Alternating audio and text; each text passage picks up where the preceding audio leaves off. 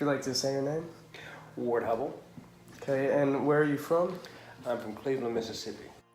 My dad, Ward, grew up in a time and place where schools, housing locations, and even sidewalks and drinking fountains were especially segregated between blacks and whites. In 1954, the famous case of Brown versus the Board of Education was taken to Supreme Court. This is where judges decided that segregation in an educational environment was unlawful. With this, it was mandatory that school districts nationwide abided by this law. Though this new ruling was enforced, it was still left up to the specific citizen of whether or not they wanted to integrate personally. Because of this factor, it wasn't until around 1969 where Ward's elementary school became integrated. He was in the 3rd grade at the time. As his small and especially diverse town was becoming integrated, he was always taught to respect every human being by my grandfather, Macklin Hubble, a civil rights activist and preacher. So my dad, your grandfather, and your grandmother were very outspoken in favor of racial equality and integration and all that kind of thing. We were always taught to respect people regardless of their race. Your grandfather, my dad, took a lot of courageous stands as a minister in town. And so I guess it was just growing up in that kind of a household made me appreciate, the value of all people regardless of their race. My grandfather Macklin was appreciated and respected in Cleveland, Mississippi for most, but some people targeted him because of his stance on the civil rights movement. He, my grandmother, and my dad and his siblings were all threatened by an anonymous individual once whose beliefs were contrary to theirs. He got one of these letters that he showed me after I was an adult of a death threat that he received from somebody that they cut it out of magazines and threatened to kill us. And what I didn't know, and my brother and sister didn't know, that we were followed to school by the FBI when I was in the 3rd grade or 4th grade or something. We'd walk 3 blocks to school. Protection. Yeah. Events like these helped to shape my dad's stance on modern-day racism. Growing up in a town like this, he found that it's imperative to embrace racial differences and to calm racial tensions just by accepting one another.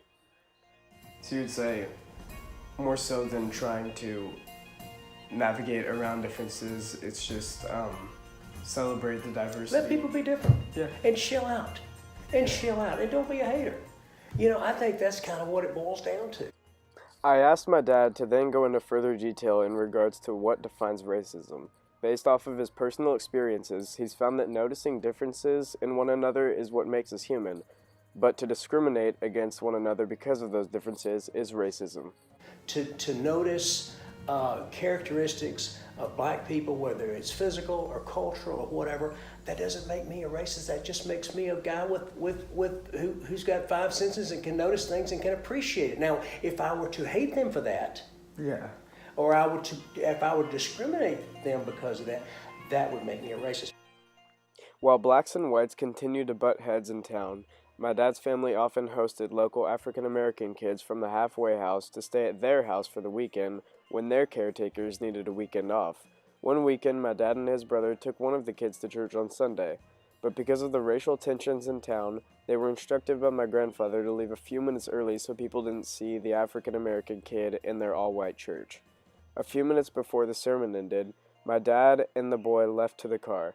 As they snuck out, a man named L.B. Pate noticed them leaving and followed them. L.B. Pate saw us going out, or he saw the kid stand up or whatever, followed me out to the parking lot, and I was trying to get out of there before he could catch us. And I put that kid in the car, and I was backing out, and old L.B. Pate stuck his head in my window and started cursing this kid, saying all, N-word, everything else in the world. How old is this guy? This guy was probably 60-something, 50-something, 60-something. He was this, red-faced, redneck farmer guy. And it was horrible. It scared that poor little boy to death. Scared me to death, scared Floyd to death, because this old man is like, you know, he's really upset that we had this black kid in our church. Intense moments like these made my dad wonder as a boy why the country saw blacks as such high-profile enemies. His town was very racially diverse, and they always seemed to be at war. This aspect of life confused him, and still to this day, he can't understand why it was just such a big deal. You know, I never could figure it out. I never could figure out why people, and again, it was a even back then in the '60s, it was a small minority of people that were that way. They were, you know, there was some. I guess I could never figure out why, you know, people had such, you know, animosity towards you know, black people, or, you know, that kind of thing. It just didn't make a lot of sense to me. You know, I mean, I grew up and I had a lot of black friends growing up, and had, you know, kids I played with, and you know, adults I knew that were black, and I always, you know, I mean, you know, just like anybody, there's some people you like, some people you don't. I never could figure out why that was a thing. You know, it just, you know, as a kid, I was brought up to not to feel that way.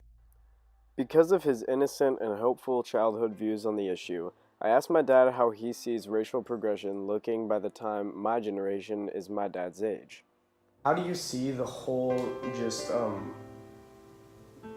black America, black and white America, how do you see that looking in 50 years from now when my kids' generation is? I think it's going to be better because all us, we're all going to die off, and you guys are going to be taking our places, and I think you are a much more enlightened generation than we were. Throughout his life, my dad has seen, heard, and felt nearly every form of racial discrimination. He has been discriminated and targeted himself, but has always held true to the promise that all people are equal. So while times like the 1960s and 70s were especially tough for African Americans living in the U.S., there were also times where seeds of kindness and hope were planted. Now in 2018, we see that while there might still be racial tensions, those seeds have turned into thriving plants and tall, healthy trees, blossoming with flowers of progression. So it's especially reassuring coming from someone with such dense experience on the issue that one day we as a nation can fully harvest the goodness of those plants.